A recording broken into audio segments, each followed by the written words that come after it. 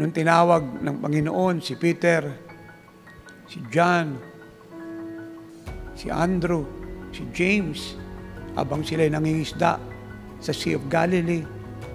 So they followed the Lord and left everything. They served Jesus up to the end. Si Matthew 9:9, siya'y tax collector. Nung tinawag ng Lord, iniwan niya ang tungkulin niya, ang pagiging tax collector. And he followed the Lord. And 12, yung first disciples,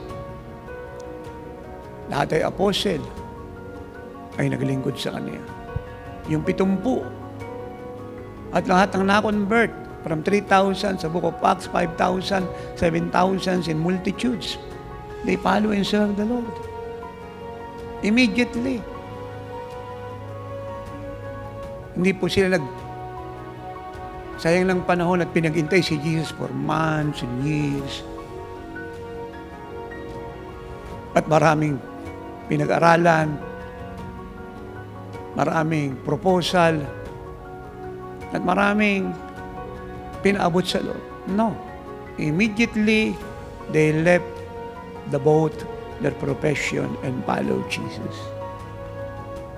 Siguro, hindi ko na kailangan explain pa sa inyo yung meaning ng immediately kasi dali namang intindihin nun eh. Sa Tagalog, kaagad. Kaagad. Now, tatay, ang ibig mo bang sabihin, hindi na ako magtatrabaho? I'm not talking about that. Hindi na ba ako magninegosyo? I'm not talking about that. Hindi na ba ako mag-aaral? Hindi ko na ba kasi yung pamilya ko? I'm not talking about that. What I'm saying, may asawa ko o wala, may trabaho ka, may negosyo ka, nandito ako, nasa abroad ka. Ano man ang kalagay mo sa buhay ngayon, you must serve God.